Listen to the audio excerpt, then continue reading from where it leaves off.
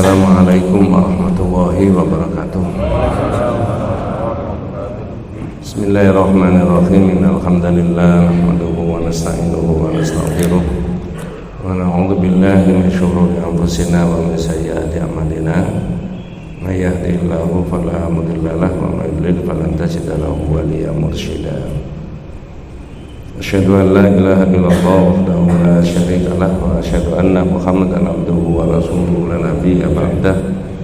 Allahumma shalli ala Muhammad wa ala ali Muhammad kama shallaita ala Ibrahim wa ala ali Ibrahim wa barik ala Muhammad wa ala ali Muhammad kama barakta ala Ibrahim wa ala ali Ibrahim fil alamin innaka Hamidum Majid. Amma ba'du. Ma'asyiral muslimin rahimani wa rahimakumullah, wasikum wa nafsiya bi taqwallahi faqad faza man ittaqa.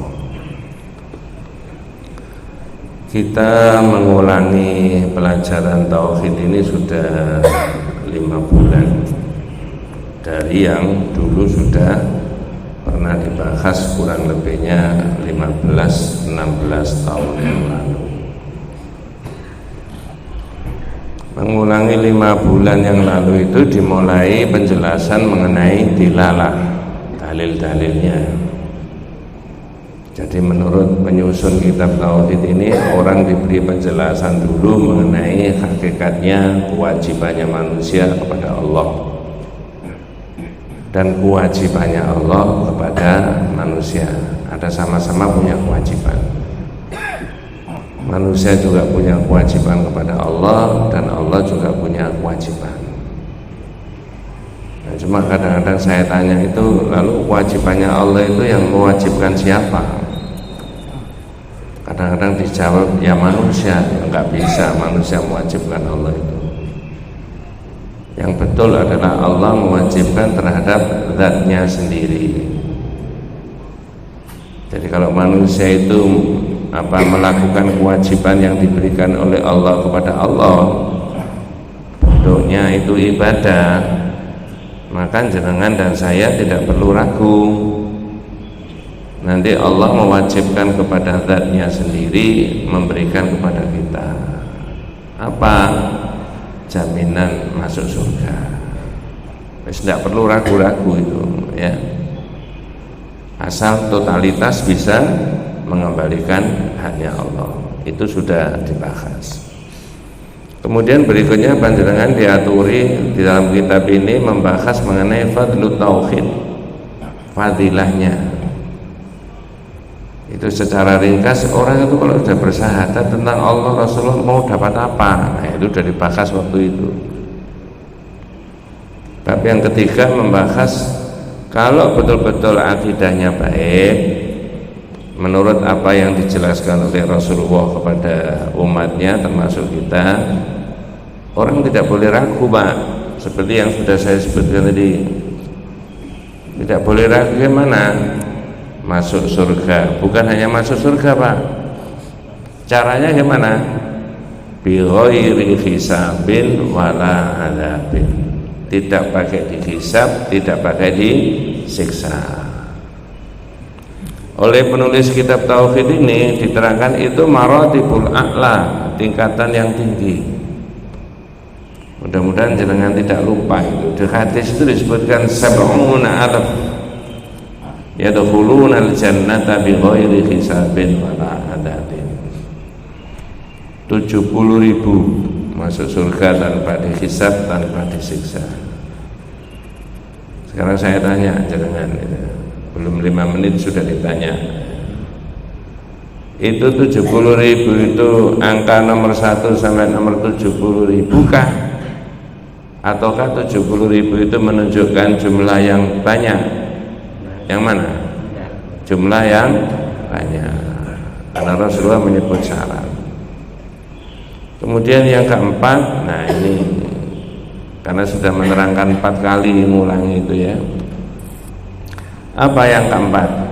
Orang Islam itu dalam hidupnya harus satu, Pak, yang dikhawatiri. Mestinya itu ya, mestinya. Apa? Jangan sampai berbuat syirik. Loh, Pak Ustaz, tidak khawatir tentang masa depannya anak? Iya, itu juga khawatir. Tidak khawatir nanti bagaimana perumahannya, pekerjaannya, jodohnya, ininya. Ya, tapi itu dibawa kekhawatiran tentang apa? Syirik. Kalau di ranking itu kekhawatiran yang kecil-kecil, dimensinya cuma dunia. Nanti anak saya gimana ya, menantu saya gimana, itu duniawi semuanya. Goal yang paling tinggi adalah ukhrawi, apa? Jangan berbuat syirik. Ada jaminannya? Ada. Di dunia dapat petunjuk, di akhirat diselamatkan oleh Allah. Kan nikmat itu kalau begitu. Nah sekarang tak lanjutkan ini Pak ya. Sekarang kalau orang itu sudah tahu fadilahnya tauhid, keistimewaannya tadi, bahkan ada orang yang digadang-gadang 70.000 tadi masuk surga tanpa dihisab dan tanpa disiksa.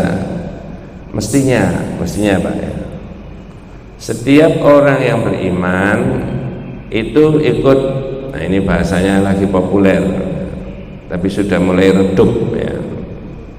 Apa bahasanya lagi populer dulu tapi sudah mulai redup? Mestinya tiap-tiap individu orang beriman itu ikut apa? Cawe-cawe. Saya pakai istilah apa?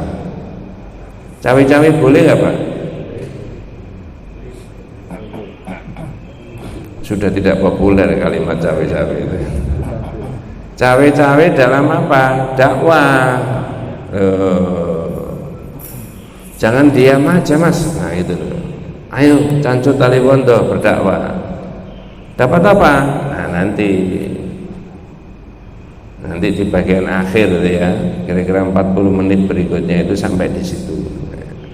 Mudah-mudahan jenengan kebagian dan saya, bukan jenengan termasuk saya.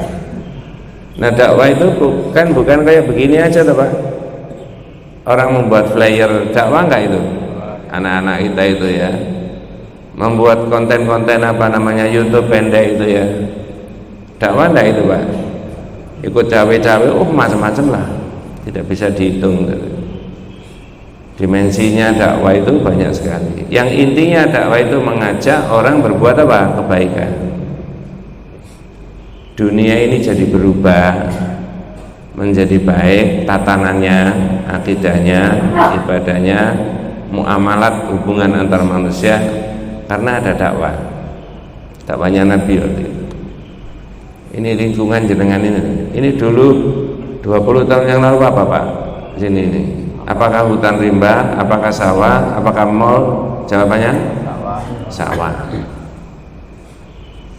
Tapi dengan adanya dakwah, ini tatanan masyarakat jadi baik enggak?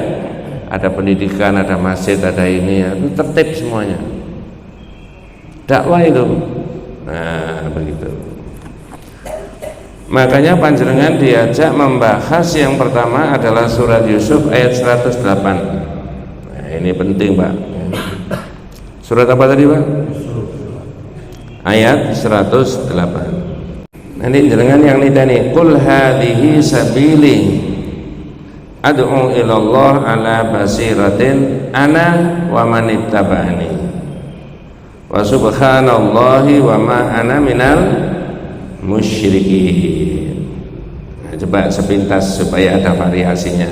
Apa bahasa Indonesianya Pak? Monggo. Katakanlah Muhammad, inilah jalanku. Aku dan orang-orang yang mengikutiku mengajak kamu kepada Allah dengan yakin. Sudah sampai di situ. Nabi Muhammad disuruh menjelaskan hadhihi sabili. Ini loh jalanku. Nah, sekarang saya tanya, jalan apa maksudnya? Jalan agama. Jadi orang yang sudah bersyahadat itu kalau mengikuti jejaknya Nabi, ya ini caranya. Ini Mas, jalan saya. Jalan apa Pak? Ya jalan agama. Dan agama itu bukan di masjid saja Pak. Betul Pak ya? Ada kiai Indonesia itu memberi nasihat kepada muridnya.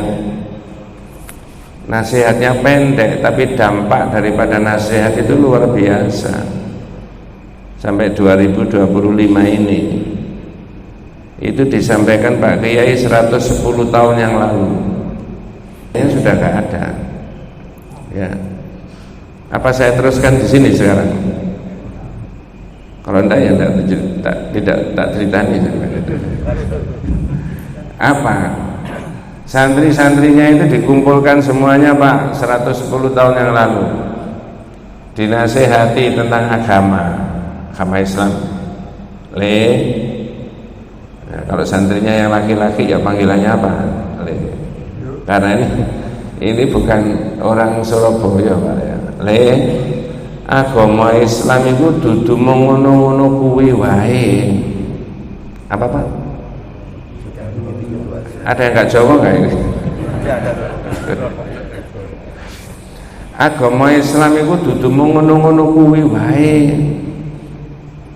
Jangan melihat sekarang, itu 110 tahun yang lalu kok dunianya masih gelap, tidak kayak begini. Maksudnya orang ngono-ngono kuwi wae itu sholat pulang, ngaji pulang, tarawih pulang, baca Quran pulang. Kok tidak begitu? Enek urusan liya-liyane, urusan pendidikan, urusan ekonomi, urusan kesehatan, urusan lingkungan, urusan kebencanaan. Jadi dudu ngono-ngono kuwi wae. Lah dari nasihatnya pendek, dakwanya Pak Kiai itu, sekarang Pak Kiai ini punya tinggalan banyak, itu luar biasa. Ada masjid, ada panti asuhan, ada rumah sakit, ada perguruan tinggi, dan tidak satu, tidak dua, ratusan seluruh Indonesia. Nah, cari sendiri Pak Kiainya, ya, supaya ikut mikir sama saya. Jadi Islam itu didakwakan itu karena itu dudu mung ngono-ngono kuwi wae. Nah, itu loh Pak, ya. Makanya tadi dakwah tadi kul hadhihi sabili, ini jalanku, jalan agama. Berarti kalau orang itu komitmen dan konsekuen dengan agama Islam, lalu dipakai dengan sebaik-baiknya agama, masyarakat ini bisa berkembang nggak Pak? Bisa maju nggak? Nah, di situ. Jangan ini loh, tiap hari kan lihat YouTube sih. Negara yang disepelekan, dipandang dengan sebelah mata oleh orang-orang barat, negara-negara barat, kekuatan militernya sekarang bisa memporak-porandakan negara yang dianggap itu super nggak Pak? Walaupun kecil negaranya, betul Pak ya? Iya. Ya banyak faktor lah kalau itu. Kok bisa mencengangkan dunia itu, mengagetkan banyak orang, ya. Itu saya rasa walaupun bukan ahli sunnah wal jamaah ya, tapi itu punya motivasi religius yang kuat sekali, ya. Kalau saya mati ya mati syahid, ngapain? Nah itu. Tapi jangan mati dulu Pak ya. Jadi itu ya, hadis ad'u ilallah, aku mengajak kepada Allah. Kata ayat tadi, siapa yang berkewajiban mengajak kepada Allah? Bukan Nabi saja Pak. Ana wa manittaba'ani, aku dan orang-orang yang mengikuti aku. Berarti panjenengan ini ada kewajiban dakwah enggak? Caranya? Ya banyak, memberi contoh, memberi nasihat, terutama minimal di keluarga sendiri, supaya ada perubahan dari generasi panjenengan ke generasi anak-anak. Ini aja kalau saya lihat, kira-kira nun sewu, ngapunten, ngajinya panjenengan dengan ngajinya putranya, cucu-cucunya itu bagus siapa kira-kira? Ngajinya. Tapi sebenarnya tanpa ditanya itu mungkin sudah kelihatan barangkali Pak ya. Itu kita syukuri Pak, perkembangan, tidak apa-apa. Saya ini 1980 itu sudah jadi guru di sepanjang itu. Saya tahu teman-teman guru saya di Muhammadiyah, di NU itu nggak ada guru-guru yang pakai jilbab, itu nggak ada. Bener Pak. Ngajar di sekolah Muhammadiyah, sekolah NU, Ma'arif ya, teman-teman saya semuanya nggak ada yang pakai jilbab, guru-guru. Dan ada edaran Menteri Pendidikan dan Kebudayaan Daud Yusuf saat itu tidak boleh pakai jilbab itu, murid-muridnya SMA, SMK itu, yang putri-putri. Edaran resmi pemerintah, Pak. Ya. Nah, sekarang saya tanya, dengan kekuatan dan kemampuan dakwah yang tidak bisa dibendung, keyakinan yang cukup bagus tentang agamanya, bisa dibendung nggak, Pak? Tidak bisa. Sekarang itu sudah menjamur di mana-mana. Rasanya kalau ada pertemuan, mohon maaf ibu-ibu, rasanya kalau ada pertemuan, walaupun itu bukan membahas mengenai agama, lalu yang datang itu ibu-ibu, kalau dia muslim nggak pakai jilbab, mohon maaf, kira-kira terisolasi nggak, Pak, dari pergaulan? Iya. Nah itu tadi ayatnya pendek. Ad'u ilallah ala basiratin ana wa manittaba'ani. Jadi dakwah itu dampaknya begitu, ya. Aku mengajak kepada agama tadi. Ad'u ilallah, mengajak kepada Allah. Dan ini, ya ini saya ingat juga. Mohon maaf Pak Ustadz, Pak Kiai, dakwah itu Pak yang benar bukan mengajak kepada madhabnya, ya, bukan mengajak kepada partainya, bukan mengajak kepada organisasinya. Tapi orang membentuk partai boleh nggak Pak? Boleh. Membentuk organisasi, yayasan, boleh. Kepada Islam. Coba dibaca lagi terjemahnya. Ya, monggo diulangi lagi. Katakanlah Muhammad, inilah jalanku. Aku dan orang-orang yang mengikutiku mengajak kamu kepada Allah dengan. Nah, mengajak kepada Allah. Qul hadhihi sabili ad'u ilallah ala basiratin. Mengajak kepada Allah. Jadi dakwah itu mengajak ke situ. Mohon maaf dengan segala hormat saya Pak Ustadz, Pak Kiai, kalau ceramah yang umum ini dakwah, lalu seolah-olah yang benar itu organisasinya sendiri, partainya sendiri, ya, itu tidak selaras dengan dakwah. Prinsip dakwah itu tidak begitu. Perkara membuat ini, membuat ini, silakan aja. Mau dimantapkan anggotanya silakan. Tapi esensinya dakwah itu kepada Islam, kepada Allah.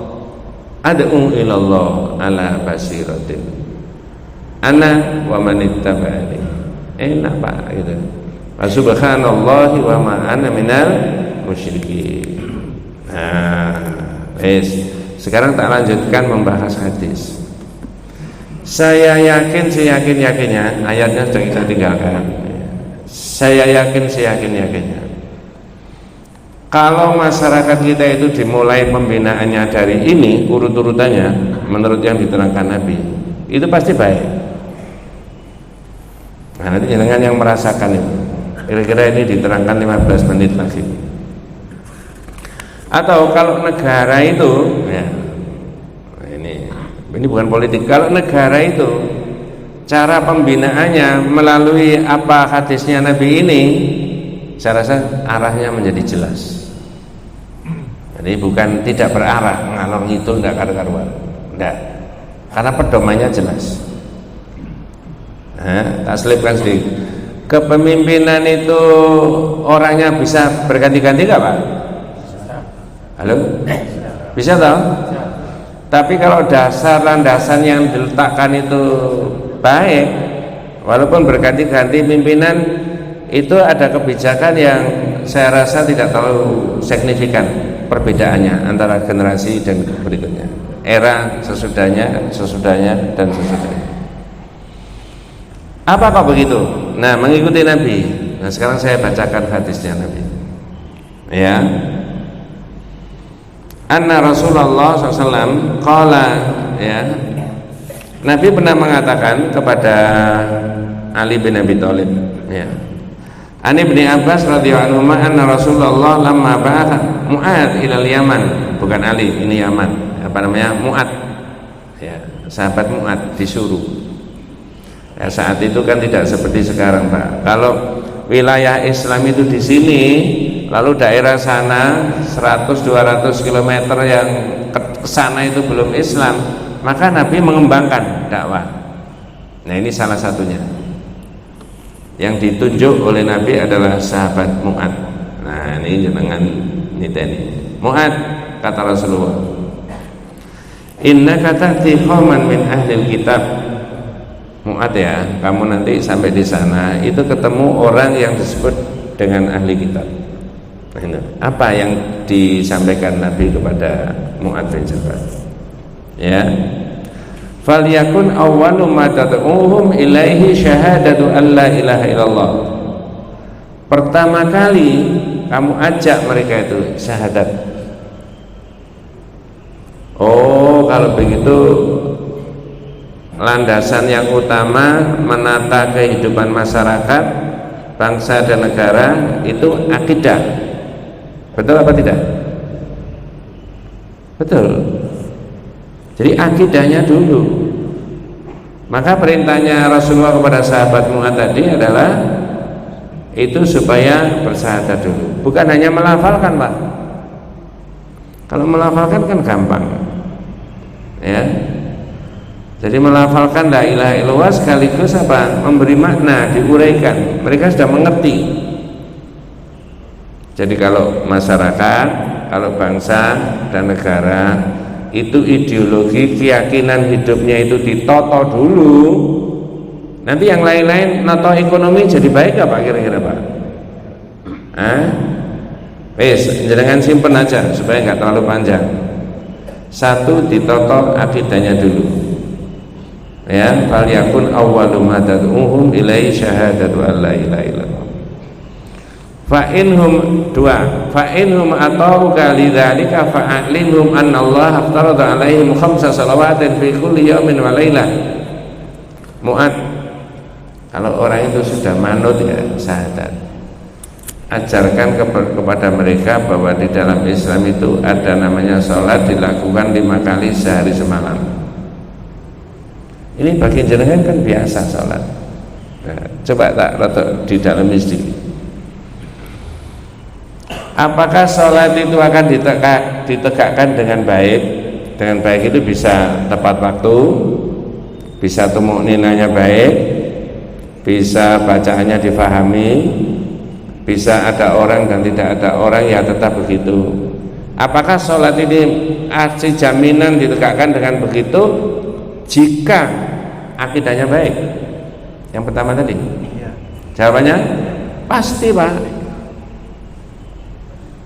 Coba tak cek ya jenengan. Ini pasti bisa jawab itu. Kalau nggak bisa jawab berarti jenengan lupa itu. Apa, Pak, yang rusak sholat sehingga sholat itu nggak dapat pahala? Sudah tepat waktu, bacaannya baik, ya, khusyuk, tapi kok diancam nggak dapat pahala? Faktor apa? Yang ngancam sholat, ya, sholat, Pak, iya, tapi nggak dapat pahala. Kok bisa sholat nggak dapat pahala? Faktor apa itu? Ya ini tadi yang saya omongkan tadi. Ya, sholatnya itu ada riyaknya.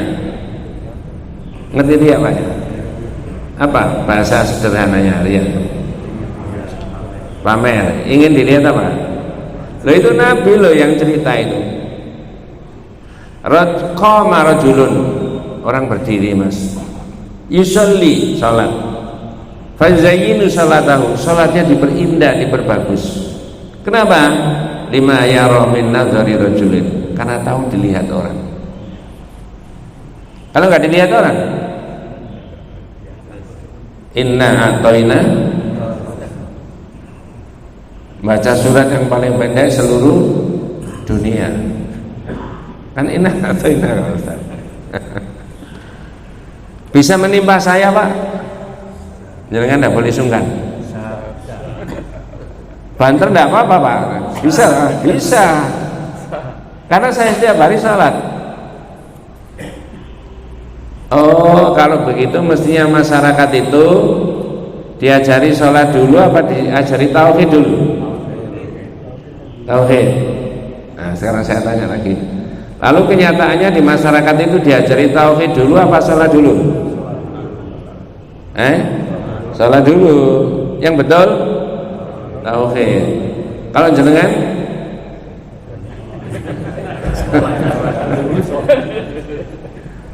Oh, ini benar Pak. Masya Allah, mudah-mudahan jenengan dan keluarga saya diberi umur panjang sama Allah.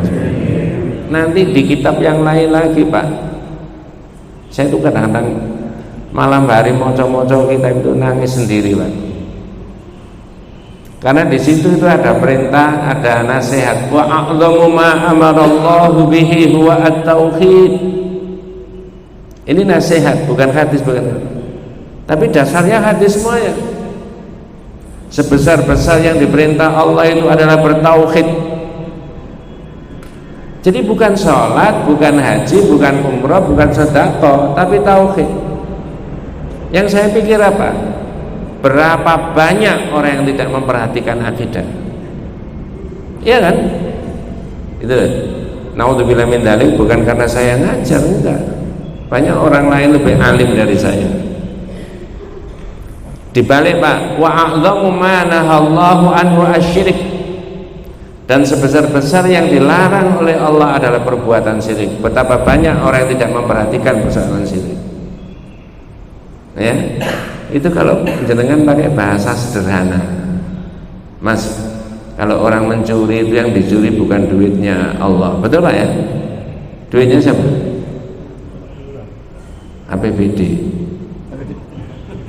APBN, bener Pak ya? Ini mohon maaf, bukan siapa-siapa itu ya.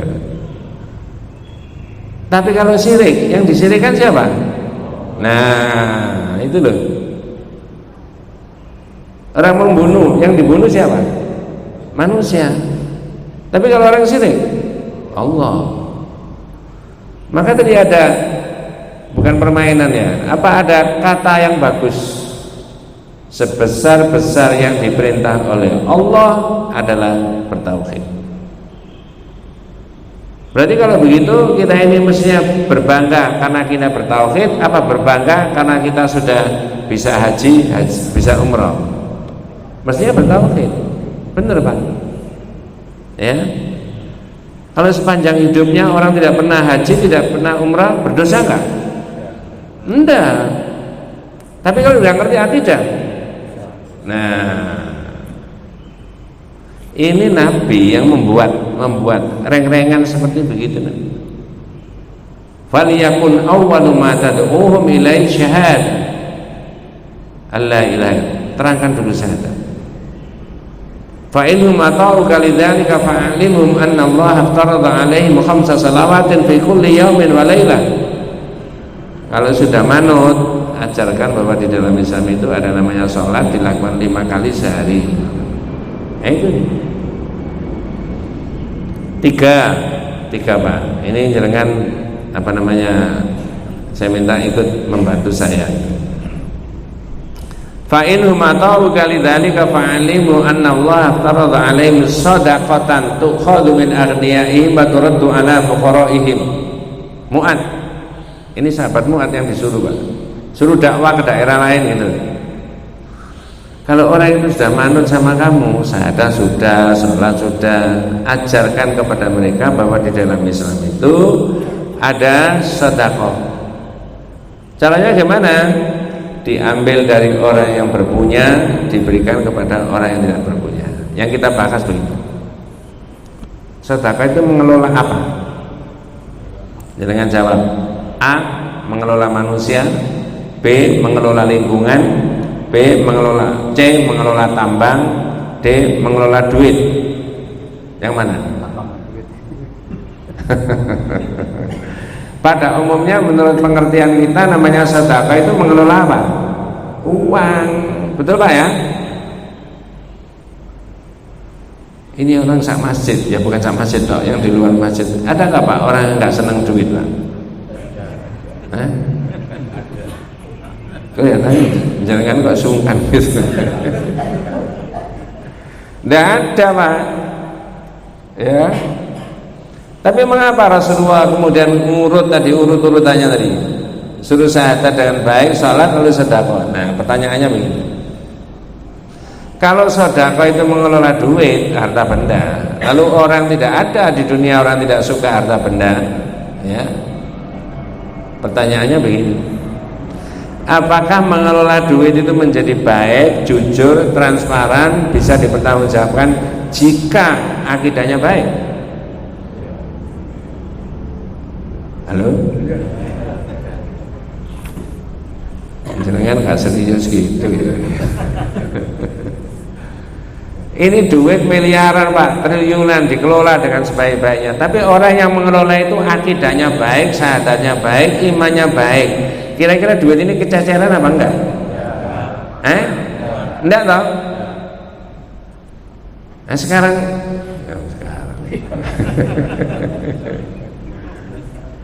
jadi membina umat dan masyarakat itu dimulai dari akidah dulu kata Nabi. Lalu urutannya berikutnya duit itu tadi, mengelola duit.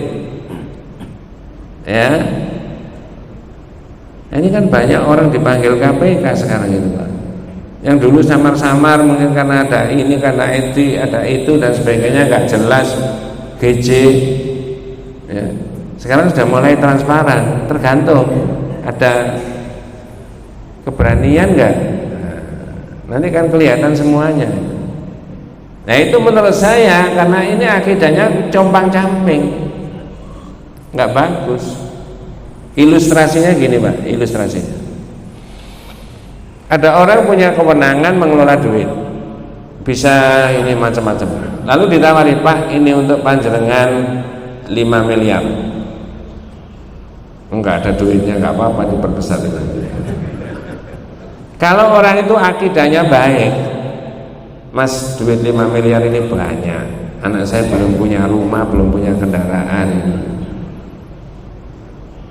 itu setan. Tapi kemudian dikalahkan dengan iman. Ya memang enak orang dapat uang 5 miliar, tapi saya kan bisa tua, saya kan bisa mati. Ngerti maksud saya Pak ya? Nanti kalau saya mati ditanya gimana? Uang sudah saya nggak bisa mengembalikan 5 miliar. Terus nggak usah, udah hidup begini aja. Saya sudah makan, sudah minum, sudah baik semuanya. Nanti anak saya rezekinya itu Allah yang tanggung. Kalau pikirannya begitu, ini menunjukkan akidahnya kuat apa tidak? Pasti. Jangan bayangkan orang Islam Indonesia dari Sabang sampai Merauke pikirannya begitu, aman nggak negara kita ini Pak? Nah dari ini. Nah sekarang kan yang kita dengarkan tidak begitu, ya. Makanya dalam kitab Firqatun Najiyah wa Thaifah Al-Mansurah itu ada begini. Man arada hujjatan fal Qur'anu yakfihi. Siapa yang butuh dalil, cukup Quran. Wa man arada wa'idan fallahu yakfihi. Siapa yang butuh perlindungan, cukup Allah yang memberi perlindungan. Ya. Wa man arada, dan barang siapa yang butuh nasihatan, fal mautu yakfihi. Cukup mati itu sebagai nasihat yang bukan dia. Jadi misalkan naudzubillah min dzalik, bukan siapa-siapa. Ada kelompok yang sudah terjebak dalam koruptor banyak sekali, mengambil duit ini, duit itu dan sebagainya. Lalu dikumpulkan, Pak Ustadz, Pak Kiai, tolong saya diberi nasihat. Kata kitab itu beri nasihat satu aja Pak Kiai. Apa? Sampai bisa mati. Fal mautu yakfihi. Cukup diberi satu nasihat, mati Pak.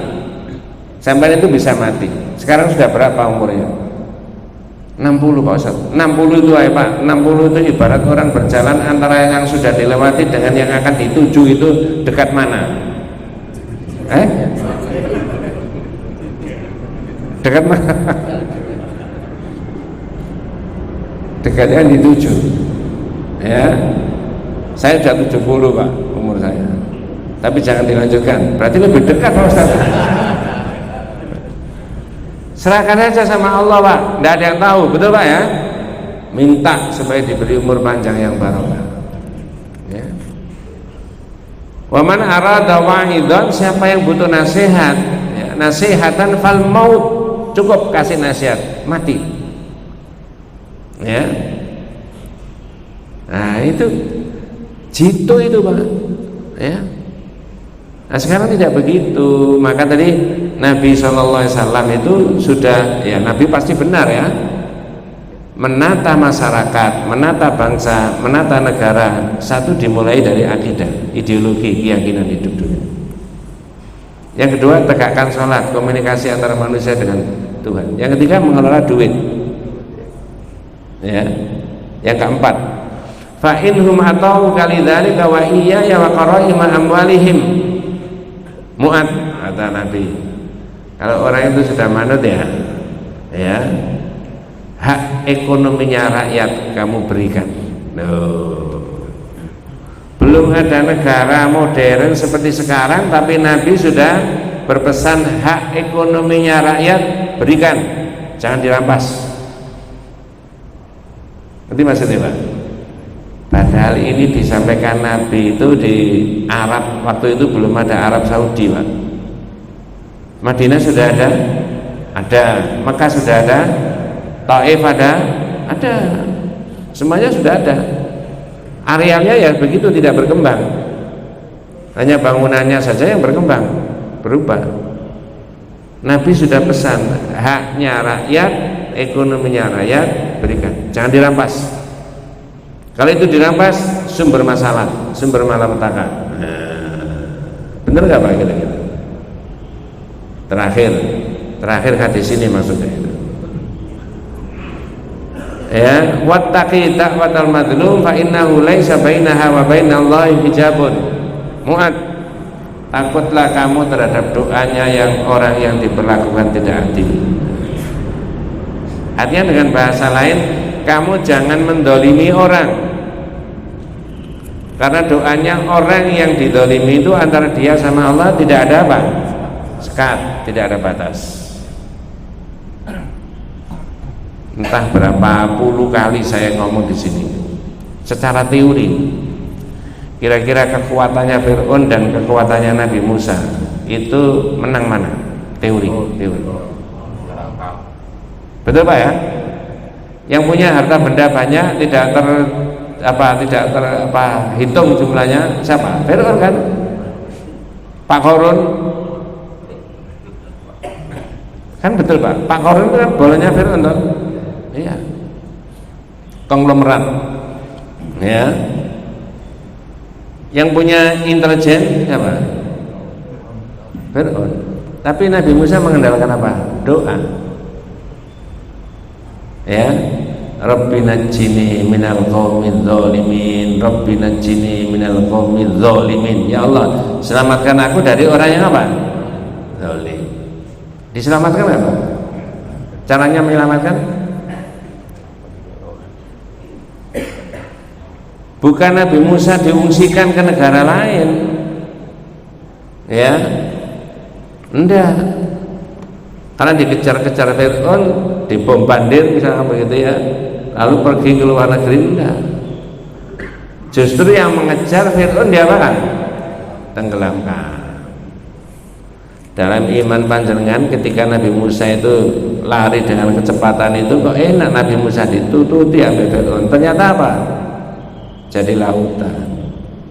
Sebenarnya Pak, kalau orang mau membaca riwayatnya Fir'aun itu sempat tobat ya? Waktu sudah di tengah lautan itu loh, sempat tobat nggak? Apa bahasanya? Amantu bi Rabbi Musa wa Harun. Aku beriman kepada Tuhannya Musa dan Harun. Tapi sudah terlambat nggak? Kenapa tidak waktu dia memangku jabatan 2 periode dulu? Oh, 2 periode. Enggak pakai 2 periode. Enggak tahu saya berapa periode dia. Jadi keceplosan, tak tarik lagi Pak. Tapi kan terlambat Pak ya. Kalau dia posisi di atas Mas ya, lalu dia menyadari kesalahannya, dosanya, lalu dia tobat, minta maaf kepada rakyat Mesir, selesai nggak Pak kira-kira? Selesai. Tapi yang dilakukan Fir'aun tidak begitu. Allah lah yang campur tangan. Dia apa kan? Tenggelamkan. Sempat tobat itu, tapi sudah nggak diterima sama Allah. Maka sebaiknya orang yang tobat setobat-tobatnya itu ketika dia masih memangku apa? Jabatan. Nggak pakai periode Pak. Memangku bener Pak.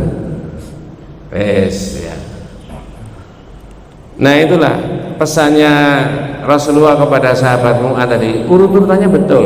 Ini kalau ditiru para pemimpin sekarang dalam pembinaan umat dan masyarakat, baik apa? Akidahnya ditoto dulu, baik. Mohon maaf saya tidak fanatik ya. Dulu zaman Orde Baru, walaupun dianggap sebagai orde yang sangat berudang ya, tapi menata kan cukup bagus. Ada APBN ya, 5 tahun pertama, 5 tahun kedua, 5 tahun ketiga, karena orangnya sama. Lalu ada PMP, anak-anak diberi ideologi itu ya. Karena ya, gitu, yang muslim ya dikuatkan akidahnya. Ya, saya tidak mengidolakan Pak, tapi itu kan sekedar perbandingan aja gitu ya. Tidak mengidolakan. Ini kita tinggalkan satu poin hadisnya Nabi. Ini ada berikutnya lagi. Berikutnya lagi itu menjawab begini. Masih ada waktu enggak? Masih. Sedikit apa banyak? Yang waktunya sedikit saya Pak. Enggak, banyak juga. Ya. Ini nanti menjawab pertanyaan gini Pak. Kalau tadi urut-urutannya, ini menjawab pertanyaan gini. Lalu kalau saya dakwah dapat apa? Dapat apa? Jangan didahului Pak jawabannya ya. Ya. Dapat apa? Ini serius. Sebelum menjawab dapat apa, saya tanya dulu. Apakah ada orang Indonesia rata-rata begitu selesai tugas profesi bekerja di BUMN atau mana sajalah, lalu purna tugas usia 58 atau 60, kalau guru 60 seperti saya, kalau profesor itu 70, lalu dapat uang cash ya, uang segar 2 miliar, ada nggak rata-rata orang Indonesia bekerja itu begitu? Ada? Nggak ada Pak. Nggak rata-rata orang Indonesia kok, rata-rata. Kalau individu ya dapat kok jenengan ini kan. Jadi rata-rata orang Indonesia itu setelah bekerja sekian puluh tahun, lalu purna tugas, lalu dia ngantongi dapat uang pesangon 2 miliar rata-rata. Ada nggak? Nggak ada. Apa hubungannya dengan ini Ustaz? Nah, dengarkan jenengan. Ya, 10 menit berikutnya. Satu ketika Pak ya, Nabi itu sedang santai dengan para sahabat sore hari. Nabi bilang gini, la utiyanna rayata ghadan rajulan yuhibbu wa rasulahu wa yuhibbuhu wa rasuluhu. Para sahabat, besok pagi salah seorang di antara kalian itu tak tunjuk orang itu sangat cinta sama Allah dan Rasulnya, Allah dan Rasulnya juga cinta sama orang itu. Ya, berarti orang ini istimewa nggak Pak? Disebut nama nggak sama Nabi? Yang disebut apanya tadi? Orang itu cinta sama Allah dan Rasulnya, Allah dan Rasulnya juga cinta sama orang itu. Ditambahin sama Nabi, yaftahullahu ala yadaihi. Mudah-mudahan Allah memberikan kemenangan di dalam berdakwah ya, di tangan orang itu tadi. Tetap mudah-mudahan Allah memberikan kemenangan. Bukan dia yang menang. Yang memberikan kemenangan siapa? Nah itu kalau jenengan tarik yang berita lagi viral, rudal itu yang memberi kemenangan. Kalau itu menang Allah, menurut iman kita lah Pak ya. Tak lanjut ya. Lalu fabatan nasu yadubuna lailatahum ayyuhum yu'ta'ah. Semalaman itu ya para sahabat itu bertanya-tanya, siapa ya orang itu? Siapa ya orang itu? Karena Nabi itu dawuhnya sore hari, bilangnya besok pagi. Nah, begitu sampai di pagi hari, nah ini falamma asbahu, ketika pagi hari qadau ala Rasulillah sallallahu alaihi wasallam. Para sahabat itu gemruduk. Apa bahasa Indonesia gemruduk itu? Berbondong-bondong ke rumahnya Rasulullah. Kulluhum yarju ayyutaha. Semua orang itu berharap untuk ditunjuk sama Nabi. Karena orang ini kan istimewa tadi. Cinta sama Allah dan Rasulnya, Allah dan Rasulnya juga cinta sama orang itu. Berarti sahabat ini ketika diberi pekerjaan sama Nabi akan diberi komando tadi, tongkat komando atau bendera. La'utiyanna rayata. Bendera ini akan saya berikan kepada salah seorang di antara Anda. Berarti sahabat ini pakai cara Jawa, royokan gelem apa royokan mo? Gelem. Kalau orang sekarang rebutan apa? Kata yang masih muda-muda, jangan saya Pak, belum pengalaman, bapak-bapak aja yang sepuh, kan begitu ya? Kata bapak-bapak yang tua, sing nomae jangkai cek ombo. Ini tidak ngerti muda, nggak ngerti tua, semuanya mengharapkan supaya saya ditunjuk karena keluar dari lisannya Rasulullah sendiri. Coba gitu ya Pak ya. Masya Allah, beruntung jenengan dan saya tidak menangi Rasulullah, tapi bisa masih mendengarkan dawuh-dawuhnya Nabi ya. Mudah-mudahan besok masuk surga bersama Nabi Muhammad SAW. Kita lanjut Pak. Ya. Fabatana falamma asbahu wa ta'ala Rasulillah kulluhum yarju ayyutaha. Jadi para sahabat tadi semuanya berharap untuk ditunjuk. Tiba-tiba Rasulullah keluar dari rumah menghadap para sahabat. Ya, toleh. Tapi tidak ada di hadis toleh tidak ada Pak. Itu karangan saya sendiri. Lalu Nabi bilang gini, Aina Ali bin Abi Thalib. Bahasa Indonesianya, mana Ali bin Abi Thalib? Berarti Ali datang nggak? Nggak datang. Makanya Rasulullah tanya, Aina Ali bin Abi Thalib? Mana Ali kok tidak kelihatan? Ada yang ngomong, huwa yashtaki ainaihi ya Rasulullah. Nabi, Ali itu matanya sakit.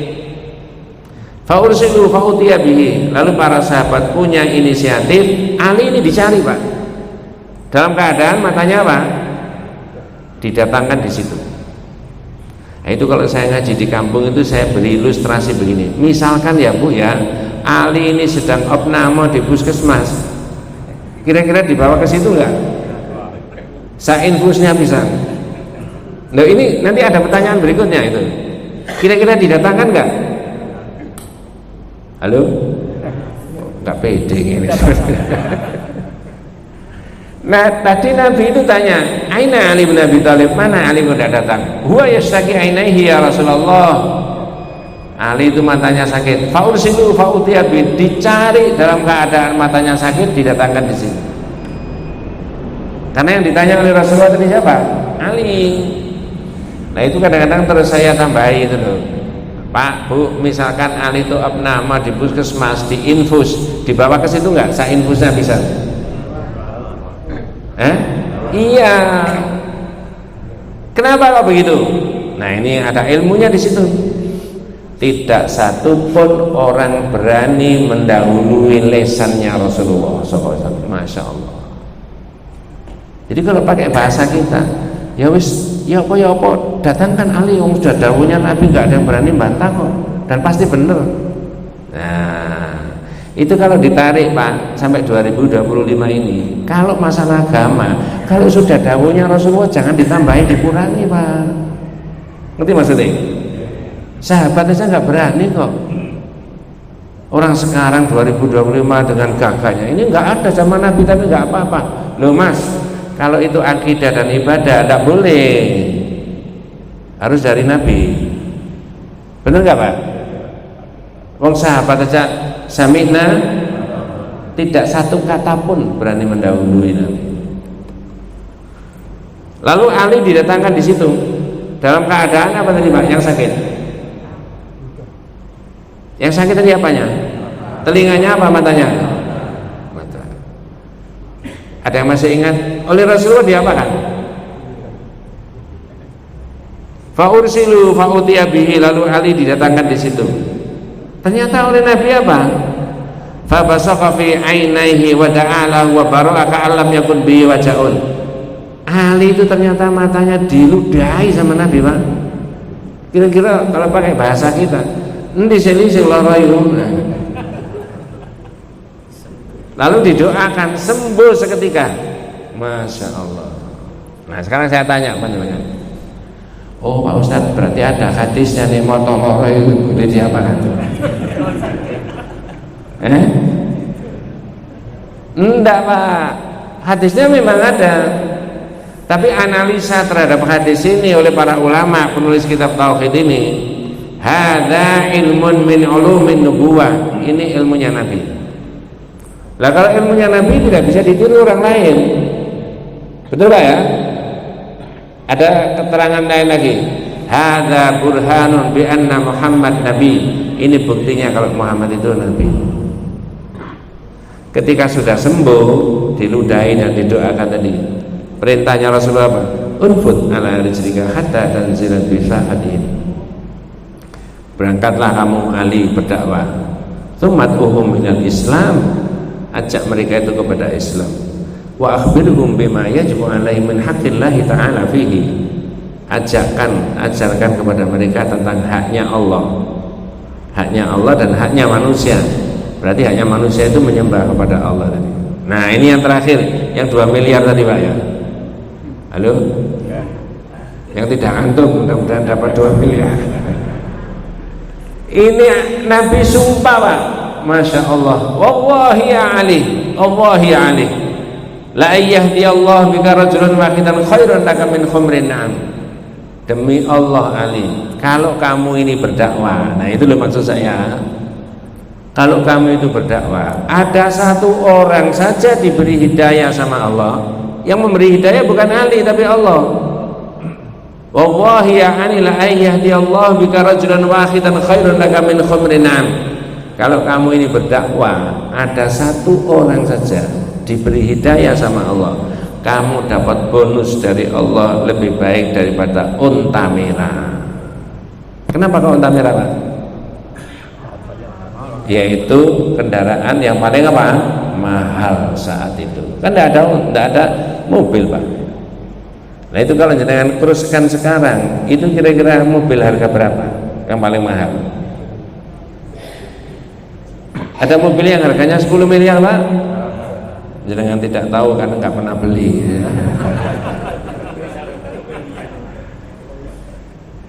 Kalau orang Islam itu saya katakan tadi rata-rata setelah purna tugas tidak ngantongi uang 2 miliar. Berarti apa? Lakukan saja apa? Dakwah. Ayo Mas ngaji, ayo Pak mau nggak? Itu macam-macam kan? Diakrabi ini itu dan sebagainya. Maka orang bisa dapat apa? Senilai tadi unta merah. Itu bahasa hadisnya unta merah. Nah itu kalau dirupakan duit sekarang ya, banyak orang berdakwah. Dakwah itu tidak harus duduk begini. Ini kan saya cuma membacakan aja isinya kitab diwolak-walik begini, ya. Tapi dakwah itu berada di pundak setiap orang yang beriman, memberi contoh ini dan sebagainya. Wallahu a'lam ya. Baru nanti bab yang ke-6 itu tafsirut tauhid bulan depan ya. Itu sudah mulai operasional. Oh tauhid itu gini ini syirik, ini tauhid, ini syirik, terus begitu sampai 67. Ini baru saya menerangkan sampai bab yang ke-5 dari 67, berarti kurang 62. Ya minta sama Allah mudah-mudahan kita semuanya diberi rahmat, diberi barokah, hidayah, umur panjang yang barokah Pak ya. Hadanallahu wa iyyakum ajmain. Kita tutup dengan doa kafaratul majlis. Subhanallahumma wa bihamdika asyhadu an la ilaha illa anta astaghfiruka wa atubu ilaik. Assalamualaikum warahmatullahi wabarakatuh.